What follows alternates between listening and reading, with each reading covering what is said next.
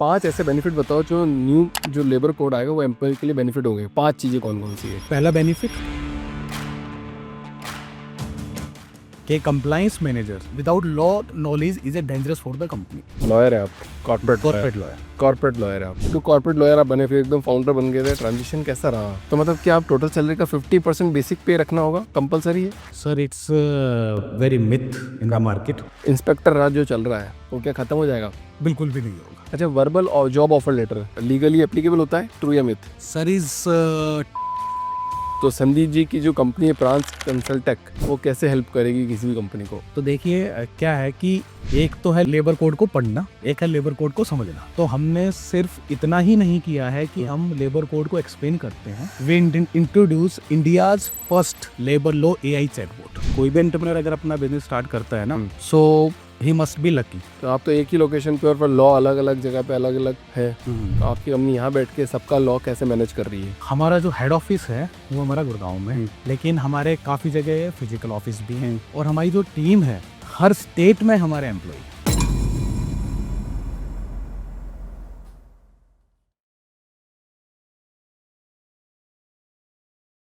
संदीप जी, जी सर। बहुत बहुत स्वागत है आपका thank you. The founders dream में।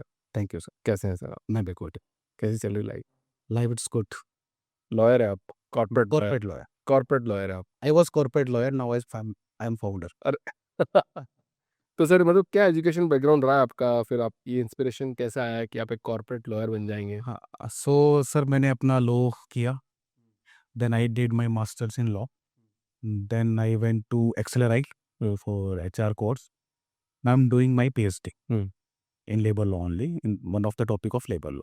और कैसे कॉर्पोरेट लॉ का हुआ, तो बेसिकली जब हम लॉ कर रहे थे हम्म, तो उस टाइम पे बहुत सारी जजमेंट्स पढ़ते थे।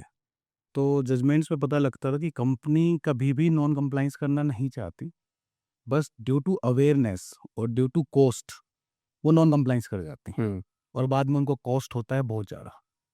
तब एक माइंड में आया कि क्यों कोर्ट में जाके केस लड़ें, क्यों ना ऐसा करें कि कंपनी को कोर्ट तक जाने ही ना दें, पहले ही उनकी कंप्लाइंस सारी स्टेबल करें। देन आई डिसाइडेड कि अब मुझे कॉर्पोरेट लॉयर बनना है। Then I started approaching company and I started job as a corporate lawyer. तो मतलब मेन मतलब ऐसा क्या गैप आइडेंटिफाई किया, मतलब और क्या क्या चीज़ें थी जिससे आपने प्रास कंसल्टेक बनाया? सो बेसिकली क्या था कि जब as a corporate lawyer start किया, उसके बाद समझ में आया कि जितना भी कंप्लाइंस का सिस्टम चल रहा है इंडिया में, ये सारा बेस ऑन फियर। जो भी बड़े कंसल्टेंट हैं या मार्केट में हैं वो डराते हैं ऐसा कर लो नहीं तो कंप्लाइंस में ऐसा हो जाएगा। हम्म, फिर जो लेबर लॉ है it's a part of content list of constitution, तो यूनिफॉर्म नहीं है, हर स्टेट का अपना रूल है। तो इस वजह से आपको हर 30 32 40 कंसल्टेंट से लोकली कंप्लाइंस मैनेज कराना बड़ा डिफिकल्ट हो रहा था हमारे लिए। देन और दूसरा जो ऐसी कंपनी है बहुत गिनी चुनी जो पूरी इंडिया में काम करती है, उनकी कॉस्ट बहुत हाई है, जो कि स्टार्टअप मिडल वाले अफोर्ड नहीं कर सकते।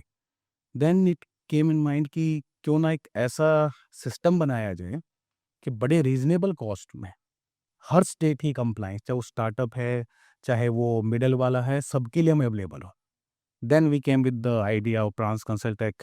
वी डेवलप्ड सॉफ्टवेयर आल्सो, जिसके अंदर आपको हर स्टेट की ग्राउंड लेवल ही कंप्लाइंस मिले, आपको किसी से पूछने की भी जरूरत नहीं है। अपने आप सॉफ्टवेयर ही हमारा एक्सप्लेन आपको कर देगा। Software explain. सॉफ्टवेयर एक्सप्लेन कर देता है। इवन उसमें जो एक्चुअल रिस्क है, मैंने बोला ना compliance is depend on fear, पर वो एक्सप्लेन करे एक्चुअल इसमें कितना रिस्क है कितना नहीं है। Hmm, then we are ready for serving the client pan India. हमारे हर स्टेट में अपनी खुद की टीम है जो उनको हेल्प करती है। हर स्टेट में? हर स्टेट में हमारी खुद की टीम है, फिजिकल लोकेशन है हमारी, और हमारे स्टेट में टीम। तो इतनी बड़ी टीम कैसे बना ली इतनी जल्दी? सर वो एक क्लाइंट अच्छी सर्विस दी, दूसरा क्लाइंट बोला मेरा और है उसमें कर दो, फिर हमारे पास मल्टी लोकेशन से क्लाइंट। रहेगा अभी तो। अभी हमारे पास तकरीबन 100+ क्लाइंट है, और ऐसे भी क्लाइंट हैं जिनके इंडिया के अंदर अराउंड 300+ लोकेशंस। हम्म, जो मेरा सबसे बड़ा क्लाइंट है उसका 500+ लोकेशंस हैं। तो हमें ना चाहते हुए भी उनके साथ करते करते हम पूरे इंडिया के अंदर अपनी प्रेजेंस बना चुके हैं। तो कॉर्पोरेट लॉयर आप बने, फिर एकदम फाउंडर बन गए थे, ट्रांजिशन कैसा रहा? क्या ट्रांजिशन अनएक्सपेक्टेड चैलेंज आए? सबसे बड़ा था माइंडसेट ट्रांसफॉर्मेशन वाला, हम्म, क्योंकि मैं टेबल की उस साइड 10 साल रहा हूँ एज ए कॉर्पोरेट लॉयर, और जब इस साइड आया तो 360 डिग्री चेंज हो गया। तो जो माइंडसेट चेंज करने वाला था that was the difficult thing. जो कि स्लोली वो चेंज हो गया। अब now I can say I am 100% I have 100% founder mindset. Hmm, अब मैं सेल्स गाई भी हूँ, अब मैं लॉयर भी हूँ, हम्म, अब मैं पियून भी हूँ अपने ऑफिस का, आई एम एवरीथिंग। तो that was the biggest challenge. Otherwise तो everything was we prepared from I was preparing from long time, so financial burden, financial challenges, that was nothing like that. Hmm, So only was the transformation mindset. पहले पता था कि अपनी growth के लिए काम करना है, रिस्क लिमिटेड था, आराम से बैठते थे ऑफिस में। अब रिस्क लिमिटेड है, पूरी स्टाफ की सैलरी का बर्डन मेरे ऊपर, पूरी स्टाफ की सैलरी निकालनी है, रिस्क मिनिमाइज करना, इवन क्लाइंट का रिस्क भी अब मेरे ऊपर है, क्लाइंट को भी कैसे सेव गार्ड करना है, इतना सा चेंज है। तो बहुत खतरनाक चेंज है। बट अगर आज के समय में कोई यंग एंटरप्रेन्योर स्टार्ट कर रहा है, वो भी कंप्लायंसेस हैवी सेक्टर में, तो आप उसको क्या प्रैक्टिकल एडवाइस दोगे? सर बेसिकली कंप्लाइंस में करे या वैसे के, जो मैं अपने एक्सपीरियंस से सीखा है, कोई भी एंटरप्रेन्योर अगर अपना बिजनेस स्टार्ट करता है ना, हम्म, सो ही मस्ट बी लकी। अब lucky is not that kind कि वो किस्मत वाला, लकी मीन जो मैंने सीखा है कि luck is combination of dream, preparation and execution. Without dream तो पता ही नहीं हमें करना क्या है। तो when I started corporate lawyer, within year my dream was to start my own company. ये नहीं था कि कंप्लायंस ही करनी है, but start my own company. तो from last 10 years I am preparing for that. 10 साल से। अपना इमरजेंसी फंड, अपनी बेसिक नीड्स, वो धीरे धीरे मैं सब करता आ रहा था। और जब 10 years के बाद लगा अब it's right time, then I execute my act. तो अब जो स्टार्टअप्स को प्रॉब्लम्स आती है, स्टाफ की, फंडिंग की, वो टचवुड हमारे लिए कोई प्रॉब्लम नहीं है, क्योंकि I was preparing for last 10 years। सो मैं सभी फाउंडर्स को यही बोलूँ जो स्टार्ट करना चाह रहे हैं, किसी की रील देख के मोटिवेट मत होइए, हम्म, बॉस से दुखी हैं तो मोटिवेट मत होइए। जब तक कोई सॉलिड ड्रीम नहीं है, हम्म, तब तक स्टार्ट मत कीजिए। और स्टार्ट अगर करना है, ड्रीम मिल गया है, तो प्रिपेयर करना बहुत ज़रूरी है। हम्म। हर चीज़ प्रिपेयर करनी पड़ेगी, प्लस माइनस सब देखना है। Then execution should be great. Idea idea unique नहीं भी है, तब भी चलता है। ऐसे बहुत से स्टार्टअप हैं, आप भी देखते होंगे मार्केट में, यूनिक आइडिया लेके आए, लेकिन उसी की कॉपी करके दूसरा तो बड़ा बन गया, यूनिक वाला वहीं रह गया। सही बात है। It's all about preparation, execution. तो अभी नया लेबर लॉ मतलब पूरे इंडिया के अंदर ऑपरेशनल हो गया है क्या सर? सर जो लेबर कोड हैं वो इम्प्लीमेंट हो गए हैं, लेकिन अभी ऑपरेशनल 100% नहीं है, हम्म, क्योंकि जो कोड आए हैं they tell us what to do, but rules बताएंगे हाउ टू डू। तो रूल्स अभी नोटिफाई नहीं हुए हैं, अभी तो सेंट्रल गवर्नमेंट के ही नहीं हुए, उसके बाद फिर स्टेट गवर्नमेंट के होंगे। तो yes it's implemented, but it's not 100% operation. तो मतलब क्या आप टोटल सैलरी का 50% बेसिक पे रखना होगा, कंपलसरी है? Sir it's very myth in the market. Code नहीं बोलता है कि आपको सैलरी का 50% बेसिक हम्म, रखना है। हम्म, हम्म, कोड ये बोलता है कि जो एक्सक्लूजन्स हैं वो आपको 50% से ज़्यादा नहीं होने चाहिए। इट मीन्स आपकी बेसिक 50, 60, 70, 80, 90 कितनी भी हो सकती है, पर जो एक्सक्लूजन्स है, एचआरए हो गया, कन्वेंस अलाउंस हो गया, वो आपके, और भी कई सारे उसके अंदर है, वो आपके टोटल एक्सक्लूजन 50% से ज़्यादा नहीं होने चाहिए। पहले भाई बताओ ये सब बनाना ही क्यों है? मतलब पूरे एक दे दो ना, 50,000 सैलरी तो 50,000, अच्छा। ये सब क्यों देना है? HRA, फिर वो फोन का बिल, हाँ, फिर वो DA, वो मतलब हाँ, इलेक्ट्रिक अलाउंसेस, फोन अलाउंसेस, फिर करके एक पूरी सैलरी बनती, हाँ। करना ही क्यों है?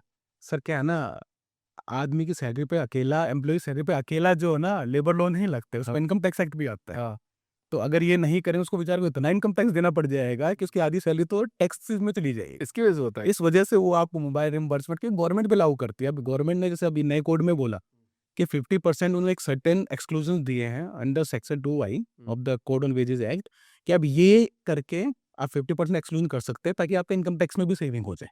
पर इधर सिंपल है, जैसे 12 लाख का बोल दिया कि 12 लाख तक टैक्स नहीं देना है, तो पहले इनकम टैक्स का मामला खत्म कि 12 लाख तक। वही उसे 12 लाख के लिए ना सर, आज कंपनीज देखेंगे, ऐसे बहुत सी कंपनी है जो बड़ी अच्छे पैकेज देते हैं। गुड़गांव में तो सबका ही अच्छा पैकेज, तभी वो सर्वाइव कर तो पा रहे ऐसे कर लेते हैं ना, जैसे मान लो जो भी पैकेज है हैं। 50% और 50% बाकी का हो गया, मतलब एक फिक्स हो गया। वो 50 लाख भी है तो 25 लाख बेसिक हो गया, उस पर आपको इनकम टैक्स देना है, कैसे सिंपल कर लो। बिल्कुल ठीक कह रहे हैं आप, लेकिन आप ये देखिए मार्केट में बहुत स्मार्ट लोग बैठे हैं, जो 50% बेसिक देना है ना, उसमें भी इतने अलाउंस डाल देंगे ना कि वो 50% भी नहीं रहेगा। नहीं, वो सब कैंसिल कर देंगे ना, सब कुछ रखना ही नहीं है कुछ जन, मतलब सरकार को ही नहीं रखना है। नहीं ऐसा नहीं है, क्योंकि बहुत सारी इम्प्लीकेशंस होते हैं उसमें। आपके लॉन्ग टाइम आपका वो भी होता है, बेनिफिट्स भी होते हैं, रिटायरमेंट कॉर्पस भी होता है। तो इसलिए, क्योंकि बोला ना सैलरी पे एक एक्ट लगता तो ये करना इजी था, किसी पर हर एक्ट का अलग अलग है। ने बोला इनकम पे टैक्स लेना ही क्यों है, खर्चे पे लो ना टैक्स मैं भी इसी फेवर का है। मैं भी, लेकिन गवर्नमेंट हमारी अगर हम सुन में लेती लैपटॉप ले रहे तो लैपटॉप पे खर्चे पे ले लो, पेन ले रहे तो पेन पे खर्चे पे ले लो, बिल्कुल ठीक। मगर मेरे को करोड़ों में पड़ा भी है तो क्या फर्क पड़ रहा है? क्या फर्क पड़ रहा है। अब मैं कुछ प्लेन खरीद दिया, हेलीकॉप्टर खरीद लिया, राइट तो उस पे ले लो टैक्स, राइट है। लेकिन आप बिल्कुल ठीक कह रहे हो, लेकिन गवर्नमेंट ऐसा नहीं सोचती। अच्छा ठीक है। अच्छा जी, हायर बेसिक सैलरी से क्या पीएफ और रिटायरमेंट बेनिफिट बढ़ेंगे? बिल्कुल बढ़ेगा। जब आपका न्यू कोर्स जब 100% आपका ऑपरेशनल हो जाएगा, तो उस कंडीशन के अंदर आपकी बेसिक सैलरी जो है वो थोड़ी इंक्रीज होगी, और आपका जो पीएफ का और ईएसआई डिडक्शन वो बढ़ेंगे, तो आपका जो रिटायरमेंट कॉर्पस है ना, वो इंक्रीज होगा 100%। इंस्पेक्टर राज जो चल रहा है वो क्या खत्म हो जाएगा? ये बड़ा मिथ है, बिल्कुल भी नहीं होगा। चलेगा। डेजिग्नेशन चेंज हुई है, इंस्पेक्शन राइट खत्म नहीं हुई अभी। इंस्पेक्टर बाय इंस्पेक्शन राइट्स हैं, वो चलता रहेगा। वो इसलिए चल रहा है ना, क्योंकि कंपनीज भी स्मार्ट, अगर इतना कर दिया तो कंपनीज भी कंप्लाइज नहीं करेंगी। करेक्ट। वैसे अभी जिस तरीके से टेक्नोलॉजी पे इन्वेस्ट कर रही है गवर्नमेंट, हो सकता है कि इंस्पेक्टर आपके डोर तक तो नहीं आएगा, राइट, लेकिन वहीं से सब ऑटोमेटिक नोटिस आना, पेनल्टीज आना, वो सब आएंगी। लेकिन हाँ, उस वे में बोल सकते हैं कि वो आपको आके परेशान नहीं करेगा आपके डोर पे आके, लेकिन वो खत्म नहीं होगा, इंस्पेक्शन खत्म नहीं होगा। अच्छा, क्या 15,000 का पीएफ सैलरी सीलिंग पूरी तरह हटा दिया गया है, ट्रू और मिथ? ये मिथ है। अभी भी 15,000 पे मैक्सिमम आपका पे डिडक्ट होगा। अभी तक कोई रूल और न्यू कोड में ऐसा प्रोविजन नहीं है। अच्छा, क्या आप ग्रेचुइटी सिर्फ 1 साल काम करने के बाद ही मिल जाएगी, ट्रू और मिथ? ये मिथ है। हम्म। ये सबके लिए नहीं है। हम्म। अभी क्या है कि हर एम्प्लॉय को लगता है कि अब 1 साल होते ही मुझे ग्रेजुइटी मिल जाएगी, लेकिन ऐसा नहीं है। वो है सिर्फ फिक्स टर्म एम्प्लॉय के। फिक्स टर्म एम्प्लॉय कौन होता है? जिनके कॉन्ट्रैक्ट में ये लिखा हुआ है कि आप कब ज्वाइन करेंगे और आप कब जाएंगे, इस प्रोजेक्ट बेस। तो उनके लिए गवर्नमेंट ने किया कि पहले कंपनी क्या करती थी, 10 महीने के लिए रखा, चला गया, 2 महीने के बाद 1 साल के लिए फिर दोबारा आया, 2 साल के लिए हायर कर लिया, फिर वो चला गया। तो उससे क्या हो रहा है, उनकी कभी ग्रेजुइटी बनी नहीं पाती थी। पहले 5 साल का रूल था। तो जो रेगुलर एम्प्लॉइज हैं, उनके लिए भी अभी वो सेम रूल ही है कि वो अपना 5 इयर्स के बाद ही ग्रेजुइटी के लिए एलिजिबल होंगे। फिक्स टर्म वाले यस टू 1 साल की। क्या इंडिया ऑफिशियली 4 डे वीक पर शिफ्ट हो गया है, ट्रू या मिथ? मिथ। नहीं हो रहा अभी ये। लॉ नहीं बोलता, कोड ने नहीं बोला है ऑफिशियली कि आप 4 डेज पे जाइए। कोड ये बोलता है, जो न्यू लेबर कोड्स हैं, कि आपको maximum 12 hours in a day आप एम्प्लॉय को काम करा सकते हैं, और इन ए वीक 48 आवर्स। अगर आप 4 दिन पे जाना चाह रहे हैं तो अपनी पॉलिसी बनाइए, एम्प्लॉयज को 12 आवर्स डे रखिए, 4 दिन तक 48 आवर्स हो जाएंगे। लेकिन लॉ में ऐसा मैंडेटरी नहीं है, it's optional, up to the employer. Employee आपस में बैठ के डिसाइड कर सकते हैं, और रूल इम्प्लीमेंट करना है तो कर सकते हैं। और अगर कोई एक्स्ट्रा और काम करता है और उसको डबल ओवर टाइम पे मिलेगा, ट्रू या मिथ? ट्रू, लेकिन उसमें भी क्या है कि एक लिमिट है कि किन सर्टन सेट ऑफ एम्प्लॉयज को मिलेगा, हर किसी को नहीं। मैं कई बार बड़ा एम्प्लॉयज को बोलता हूँ कि जो सुपरवाइजर है ना, उनको गवर्नमेंट ने और लॉ ने ऐसा रखा हुआ है, ना कोई भी माई बाप नहीं है, उनके लिए कोई रेगुलेशन नहीं है। सारे लेबर लॉ है वर्कर्स के लिए। अगर वर्कर्स के साथ कुछ भी गलत हो, रेमेडी है, आपके पास लेबर कोर्ट है। अगर किसी भी सुपरवाइजर या मैनेजर के साथ कुछ गलत होता है कंपनी के लिए, तो उसके लिए लेबर कोर्ट नहीं, उसको जाना पड़ेगा सिविल कोर्ट के अंदर। यू कैन अंडरस्टैंड कि सिविल कोर्ट के प्रोसीजर्स कैसे होते हैं। गवर्नमेंट फीस देनी पड़ती है, एडवोकेट्स की फीस बहुत ज़्यादा होती है।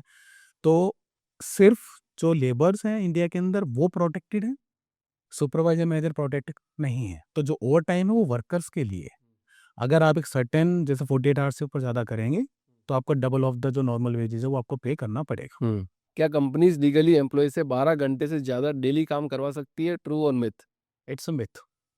कंपनी 12 घंटे से ज़्यादा और वीक में 48 आवर्स पता कैसे पड़ेगा, क्या पता कैसे चलेगा किसी को कि 12 घंटे ज्यादा काम करवा रहे हैं, नहीं करवा रहे हैं? पंच इन और पंच आउट से पता लगेगा। या अगर वो सिंपल लिख के भी देंगे ना कंप्लेंट लेबर डिपार्टमेंट में, तो उनको पता लग जाएगा कि इन्होंने ज़्यादा काम किया है और आपको पे करना पड़ेगा over time. Working from home अब इंडिया में लीगल राइट है? सर ये फंडामेंटल राइट नहीं है, इट्स अ मिथ।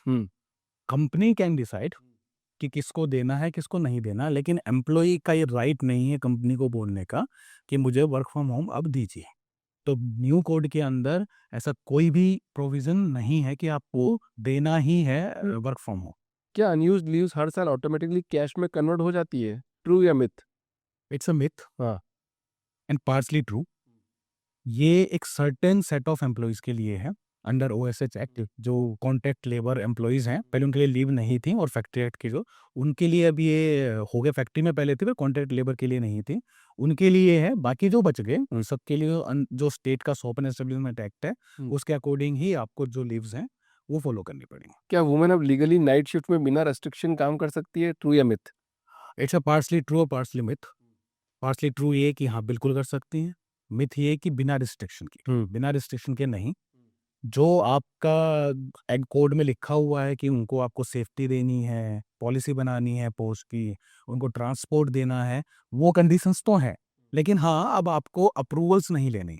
पहले हर स्टेट का अपना अलग रूल था कि जो भी फीमेल को अगर नाइट शिफ्ट में काम करे तो कई किसी स्टेट में अप्रूवल लेना होता है, किसी में गवर्नमेंट ने अलाउ कर रखा था। बट अभी यूनिफॉर्म हो जाएगा, लेकिन हाँ, रिस्ट्रिक्शंस रहेंगी, कुछ सर्टेन प्रोसीजर जो आपको फॉलो करने पड़ेंगे। सही है। क्या 300 से कम स्टाफ वाली कंपनीज एम्प्लॉय को आसानी से फायर कर सकती है? ट्रू या myth? Myth. Hmm. Fire is a wrong word. Hmm. Fire means किसी को मिसकंडक्ट पे टर्मिनेट करना, वो उसके लिए कोई कोड में रूल नहीं है। हाँ, लेकिन आप रिट्रेंच करते हैं, रिट्रेंचमेंट करते हैं किसी एम्प्लॉय का, तो इट्स ट्रू कि जो 300 से नीचे वाले पहले गवर्नमेंट से अप्रूवल लेना होता है। अगर रिट्रेंचमेंट मीन्स अगर कंपनी में अगर एआई आ गया है या ऑटोमेशन आ गया है तो स्टाफ कम चाहिए, या कंपनी क्लोजर हो रहा है तो आपको स्टाफ नहीं रखना है, उस कंडीशन के अंदर यस 300 से कम में आपको परमिशन नहीं लेनी है। लेकिन जो उसके बेनिफिट्स हैं वो तो आपको देने ही पड़ेंगे। जैसा आपका कंपनसेशन हो गया या कोई रिस स्किलिंग फंड है, ये जो अब न्यू कोड में आए हैं वो आपको प्रोवाइड कराने पड़ेंगे, लेकिन परमिशन लेने की जरूरत नहीं। अभी जो गिग वर्कर्स चल रहे हैं, उबर, जोमेटो, हम्म। जेप्टो, सब मिले, तो सोशल सिक्योरिटी बेनिफिट मिलते हैं? ट्रू या मिथ? सर, अभी तक हम्म। मिथ्या कुछ नहीं मिलता था, hmm. But in new code hmm. Yes there is a provision, but still on the paper. क्योंकि अभी तक सेंट्रल गवर्नमेंट ने कोई ऐसा सेंट्रलाइज पोर्टल नहीं बनाया है, कि उन्होंने बताया अभी रूल्स आए नहीं, जिन्हें रूल्स नोटिफाई होंगे तब से एक पोर्टल बनेगा जिसमें गिग वर्कर जाके रजिस्ट्रेशन कर सकते हैं। कुछ कंपनी को भी अपने टर्नओवर का 1 से 2% पे करना पड़ेगा for social security for the gig workers, पर अभी सब कुछ पेपर पे है। ग्राउंड पे जब आएगा देन वी विल सी कि वो कैसे होता है। क्या full and finance settlement legally 48 घंटे के अंदर होना जरूरी है? ट्रू या myth? It's a myth. Full and final अकेला एक सैलरी देना नहीं है, उसमें आपका लीव एनकैशमेंट भी होता है, आपकी ग्रेजुएटी भी होती है, आपके परफॉर्मेंस इंसेंटिव भी होते हैं। कोड बोलता है कि आपको वेजेस विद इन 48 आवर्स देनी, और वेजेस में क्या है, सिर्फ basic, DA and returning allowance. बाकी जो एक्सक्लूजन्स है, एचआरए, कन्वेंस, अदर थिंग, वो आपको 48 आवर्स में नहीं देने हैं। और जो 48 आवर्स में आपको वेजेस भी देनी है, it's subject to clearance from the concern department. अगर कोई एम्प्लॉई 1 लाख का लैपटॉप लेके बैठा है, तब उसे ऑफलाइन वाले कैसे कर सकते हैं? वो तो पॉसिबल ही नहीं है। लेकिन हाँ, आपको अपनी पॉलिसी एज पर कोड बनानी पड़ेगी, ताकि गवर्नमेंट को या इंस्पेक्टर को ये दिखे कि आपकी इंटेंशन है 48 आवर्स में उसको ऑफलाइन फाइनल करने की। क्योंकि एम्प्लॉई ने ही क्लियरेंस नहीं दिया है तो आप नहीं कर सकते, फर्स्ट थिंग। सेकेंड थिंग, सिर्फ वेजेज आपको 48 आवर्स में करनी है, अदर चीजें नहीं। लेकिन आप सारे कुछ ऐसा मैकेनिज्म बना लेते हैं कि सारी ही चीजें मिला के आप 48 आवर्स में कर रहे हैं, that's in well and good. फिर तो you are good for the employees. अच्छा, क्या एम्प्लॉयर कैश में सैलरी देकर लेबर लॉ को बाईपास कर सकता है? ट्रू या मिथ? इट्स अ मिथ, हम्म।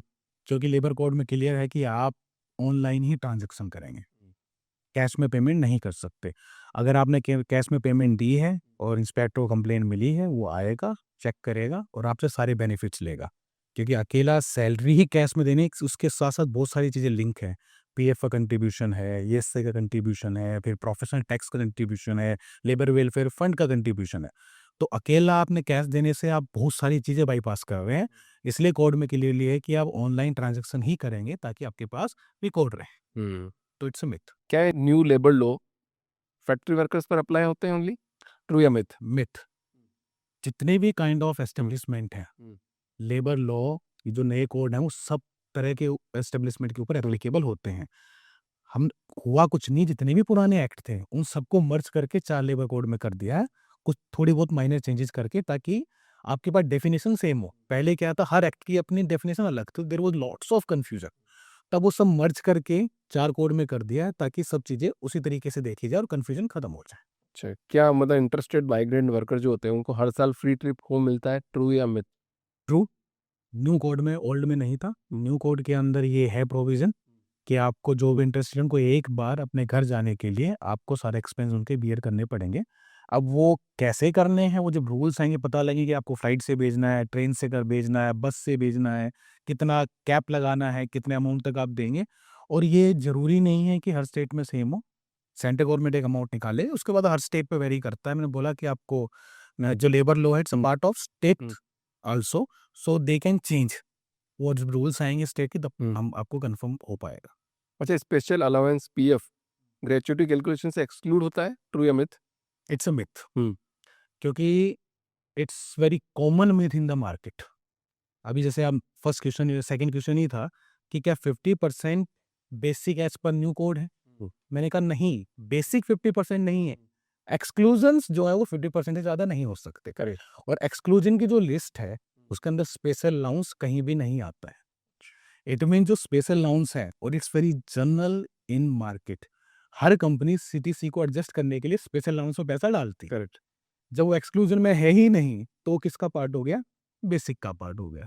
तो अब जो भी आप बेसिक काउंट करेंगे फॉर ग्रेजुएटी, पीएफ, ईएफ, आप बेसिक प्लस जो स्पेशल अलाउंस है उसको ऐड करके काउंट करेंगे। हुँ।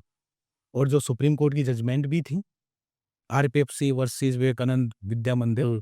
उसमें स्पेशल अलाउंस के लिए सुप्रीम कोर्ट ने भी एक्सप्लेन किया है कि जो भी अलाउंस आप सबको दे रहे हो, all across the board, that should be part of the wages. तो इसलिए जो स्पेशल अलाउंस है, वो आपको ऐड करना है बेसिक के अंदर। अच्छा, जो भी ईसॉप ऑप्शन है, हुँ। ईसॉप, वो नई वेजेस डेफिनिशन में शामिल है, ट्रू या मिथ? नहीं, इट्स अ मिथ। ये एक्सक्लूजन का पार्ट है, जो ईसॉप है, पर फिर again it can't be more than 50%। अच्छा, वर्बल और job offer letter legally applicable होता है, ट्रू या myth? Sir is technically risky hmm. Because as per Indian Contract Act, verbal agreement is also a contract, but it's risk hmm. and it's very difficult to prove. But yes, verbal offer letter is also a contract. अच्छा, annual leave पाने के लिए 240 day काम करना ज़रूरी है, true या myth? Yes, yes, it's true. ये अभी जो नए कोड आए हैं, उसके अंदर अगर आपने मिनिमम 240 डेज काम किया है, तो आपको जो लीव एनकैशमेंट है, जो अर्न लीव बोली जाती है या पीरियड बोली जाती है, उसके लिए आप एलिजिबल हैं। अच्छा, हर employee free annual health checkup के लिए हकदार है, ट्रू या myth? It's a true, but not all employees. Hmm. There is a certain age कि 40 से अगर प्लस लोग हैं तो, और स्टेट हैं जो आके अपना रूल चेंज कर सकते हैं, वो इसको ऊपर नीचे कर सकते हैं, और ये भी बता सकते हैं कि आपको जो टेस्ट कराना है, हेल्थ चेकअप है, उसमें कौन-कौन से टेस्ट आपको कराने हैं। और किसी की नौकरी चली जाए तो 15 दिन का रीस्किलिंग वेजेस मिलता है, ट्रू या मिथ? ट्रू, अभी जो न्यू कोड आए हैं, हुँ। उसके अंदर ये प्रोविज़न है कि हम किसी की जॉब जाती है, तो उसको 15 दिन जॉब जाती है इस वजह से क्योंकि वो नई टेक्नोलॉजी को अडॉप्ट नहीं कर पा रहा है, तो आपको 15 दिन का रीस्किलिंग वाला फंड आपको देना पड़ेगा कंपनीज़ को, ताकि वो अपनी स्किल को डेवलप कर पाएँ। करेक्ट। 5 ऐसे बेनिफिट बताओ जो लेबर कोड आएगा वो एम्प्लॉयी के लिए बेनिफिट होंगे। 5 चीज़ें कौन-कौन सी है? पहला बेनिफिट कि उनका जो रिटायरमेंट कॉर्पस है, वो इंक्रीज़ हो जाएगा। सेकंड, जो वर्किंग आवर्स हैं, उस पे अब कंट्रोल है। थर्ड, जो ओवरटाइम है, अब वो हर कैटेगरी के लोगों को मिलेगा। पहले कहीं पे 1.5 टाइम्स था, कहीं पे 2 टाइम्स था, अब इट्स क्लियर कि सबको 2 टाइम्स मिलेगा। 3, फोर्थ वन इज़ अब जो मेडिकल हेल्थ चेकअप है, वो होंगे जो 40 प्लस एम्प्लॉइज़ हैं। और fifth one is reskilling fund. कोई एम्प्लॉयी अगर इसलिए उसकी जॉब जाती है कि वो अडॉप्ट नहीं कर पा न्यू टेक्नोलॉजी को, तो उसको 15 डेज़ का रीस्किलिंग फंड मिलेगा। उसके बाद वो अपना जो नई टेक्नोलॉजी को अडॉप्ट करके सीख सकता है। और एक सिक्स्थ और वो है, सबसे मेजर चेंज है फॉर द गिग वर्कर्स। पहले गिग वर्कर्स के लिए कोई भी सोशल सिक्योरिटी नहीं थी। अब गवर्नमेंट ने न्यू कोड के अंदर प्रोविजन रखा है, उनको उनके फैमिली को सोशल सिक्योरिटी मिले। न्यू लेबर कोड में एम्प्लॉयर को क्या बेनिफिट मिलेगा? जो सबसे बड़ा बेनिफिट मिला है न्यू लेबर कोड में एम्प्लॉयर्स को, वो है स्ट्राइक को लेके। पहले स्ट्राइक के लिए कोई नोटिस, लीगल स्ट्राइक के लिए कोई नोटिस रिक्वायर्ड नहीं था। आज वर्कर्स ने डिसाइड किया, आगे जाके स्ट्राइक पे बैठ गए। अब चाहे स्ट्राइक लीगल है, इल्लीगल है, 15 days notice period is mandatory. आपको 15 दिन का नोटिस देके ही आप जाके स्ट्राइक पे बैठ जाए। सबसे बड़ा रिलीफ है कंपनीज के लिए। दूसरा सबसे बड़ा रिलीफ है कि जो 300 एम्प्लॉय से नीचे अगर आपको रिट्रेसमेंट करना है किसी का, तो आपको गवर्नमेंट से अप्रूवल लेने की जरूरत नहीं है। अदरवाइज ऐसी भी कंपनीज हैं जो बिल्कुल नहीं चल रही हैं, फिर भी वो लॉस में चली जा रही हैं, कोई गवर्नमेंट से अप्रूवल नहीं आया है। ये तो सेकंड बेनिफिट। थर्ड बेनिफिट कि अब क्लियर हो गया है कि जो एक्सक्लूजन्स हैं आपकी सैलरी के, एम्प्लॉय की सैलरी के, वो 50% से ज़्यादा नहीं होंगे। पहले हर स्टेट में हर कंसल्टेंट की अपनी ही एक इंटरप्रिटेशन थी, लेकिन अब ये इजी हो गया कंपनीज को समझने के लिए। Correct. फोर्थ वन इज बहुत मैक्सिमम लोग अब आपके आ जाएंगे ईएसआई की कवरेज के अंदर। पहले क्या था, आपको इंश्योरेंस पॉलिसी अलग से लेनी पड़ती थी, ईएसआई अलग से लेना पड़ता था। अब मैक्सिमम एम्प्लॉइज आपके ईएसआई में, तो आपका जो एक एडमिन वर्क है वो बहुत स्ट्रीमलाइन हो जाएगा, कम हो जाएगा। कम हो जाएगा। चलो बढ़िया। ठीक है। फिफ्थ जो बेनिफिट है, अब जो पहले आपको 40+ लेबर एक्ट पढ़ने पड़ते थे, अब सिर्फ आपके इन हाउस को, लीगल काउंसिल को या कंपनीज को, फाउंडर को, अगर कोई स्टार्टअप का है, सिर्फ 4 कोड पढ़ेगा और समझ जाएगा कि लेबर लॉ के अंदर करना क्या है। चलो बहुत बढ़िया, ये तो अच्छा हो गया। अब आपकी कंपनी इतना कम हो जाएगा काम, तो संदीप जी की जो कंपनी है प्रांस कंसल्टेक, वो कैसे हेल्प करेगी किसी भी कंपनी को? हाँ, तो देखिए क्या है कि एक तो है लेबर कोड को पढ़ना, एक है लेबर कोड को समझना। तो हमने सिर्फ इतना ही नहीं किया है कि हम लेबर कोड को एक्सप्लेन करते हैं। We introduce India's first labour law AI chatbot. वाह। आप उस पर जाइए, क्वेश्चंस पूछिए, आपको आंसर मिलेंगे, राइट। लेकिन उसको जाके आपको इम्प्लीमेंट कैसे करना है, एग्जीक्यूट कैसे करना है, वह हमारी रिक्वायरमेंट। वहाँ पे रिक्वायरमेंट है। अब आपको मेरे चैटबॉट ने या मेरे सॉफ्टवेयर ने आपको बता दिया कि आपको 50% एक्सक्लूजन्स रखने हैं, उसके उसमें लिस्ट भी आ गई, लेकिन हर कोई उस चीज़ को नहीं समझ पाएगा। और मैं जनरली बोलता हूँ, वेरी बोल्ड स्टेटमेंट, पर मैं जनरली कंपनीज को बोलता हूँ कि compliance manager without law knowledge is a dangerous for the company. तो वो कंपनी एक बम पे बैठी है, ओके दिन हो गया बम खत्म। क्योंकि जो हमारे लेबर लॉ की पेनल्टीज या जो इश्यूज है ना, वो ऑन द स्पॉट नहीं दिखते, वो कंपाउंड होते जाते हैं। आप अभी नॉन कंप्लाइंस कर रहे हो, साथ ही साथ आपको नहीं दिखेगा, 2 साल 3 साल के बाद जब आपके पास नोटिस आएगा और उसमें निकलेगी पेनल्टी, तब आपको समझ में आएगा हम तो ब्लंडर कर बैठे। लेकिन जब तो कंप्लाइंस में से निकल चुका होगा, तो वहाँ हमारा काम आता है। दूसरा, मैंने बताया कि पूरे इंडिया में लेबर लॉ यूनिफॉर्म नहीं है, तो हर स्टेट का क्या होता है, मेरा एआई चैटबॉट भी बता देगा आपको क्या क्या है, लेकिन वो करना कैसे है, वहाँ हम आते हैं बहुत, कि प्रॉपरली कैसे करना है। संदीप जी, तो आप तो एक ही लोकेशन पे, और फिर लॉ अलग अलग जगह पे अलग अलग है, तो आपकी कंपनी यहाँ बैठ के सबका लॉ कैसे मैनेज कर रही है? या दैट्स अ ग्रेट क्वेश्चन। सो हमारा जो हेड ऑफिस है वो हमारा गुड़गांव में है, लेकिन हमारे काफ़ी जगह फिजिकल ऑफिस भी हैं, और हमारी जो टीम है हर स्टेट में हमारे एम्प्लॉई। तो हम इसलिए ही क्लेम करते हैं कि हम हर स्टेट के अंदर, आप अरुणाचल प्रदेश से लेके कन्याकुमारी बोलिए, आप लेफ्ट से आके राइट बोलिए, इंडिया के अंदर सब कवर करते हैं, क्योंकि हमारे खुद के एम्प्लॉई हैं। हमारे कोई आगे टाई अप्स नहीं है। अगर कोई भी कंप्लाइंस करनी होती है, कोई भी लेबर का रजिस्ट्रेशन करना हो, मेरे खुद के एम्प्लॉई अप्रोच करते हैं अच्छा। और उस कंप्लाइंस को कंप्लीट कराते हैं। तो अगर टाइप्स होते हैं, टाइप्स में क्या होता है, बहुत डिले, हमने ट्राई किया, वो बहुत डिले होता था, क्योंकि वो लोकल जो कंसल्टेंट है वो अपने काम को प्रायोरिटी पहले देंगे, क्योंकि उनका ब्रेड एंड बटर वही है, हमारे काम को लिस्ट प्रायोरिटी। इसलिए हमने अपनी टीम बनाई और हम हर स्टेट के अंदर अवेलेबल हैं अपने क्लाइंट को सर्व करने के लिए। अच्छा, मैन्युफैक्चरिंग और कॉर्पोरेट में दोनों में डिफरेंस रहेगा लेबर लॉ कोड्स के अंदर? माइनर डिफरेंस है कि कुछ लेबर कोड्स हैं जो फैक्ट्री पे लगेंगे, कुछ हैं जो अदर पे लगेंगे, तो माइनर सा डिफरेंस है कुछ ही उनका, अदरवाइज मैक्सिमम कोड तो लगते ही। और आपका जो सॉफ्टवेयर है वो मैन्युफैक्चरिंग कंपनी यूज़ कर पाएगी? सर हर तरह की कंपनी यूज़ कर पाएगी। हर यूज़ कर पाएगी, क्योंकि सारे कोड उसके अंदर हमने इनबिल्ड कर रखे हैं, और इनबिल्ड करने की वजह से आप चाहे वो फैक्ट्री हैं, चाहे वो आईटी कंपनी है, चाहे वो स्टार्टअप है, किसी भी तरह का मैन्युफैक्चरिंग, सबके लिए वो सॉफ्टवेयर है और सबके लिए हमारी सर्विसेज है हर तरह की। Thank you Sandeep ji. Thank you sir. I wish you all the best. Thank you sir. आप ऐसे ही काम करते रहिए, कॉर्पोरेट को हेल्प करते रहिए लॉ के अंदर। Thank you.